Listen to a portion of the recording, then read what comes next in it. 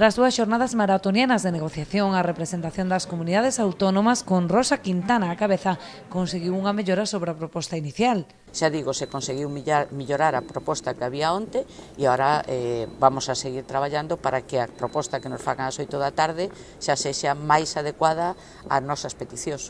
Aínda así, a representación española continúa a traballar para seguir mellorando as posibilidades de pesca coas que contará a nosa flota no vindeiro exercicio.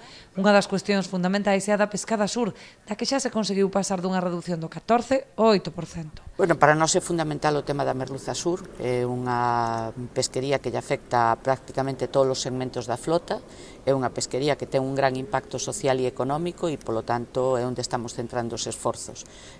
Tamén, por suposto, ver como se vai aplicar o tema do funcionamento da bolsa, pois son dous elementos claves nos que nos temos que centrar.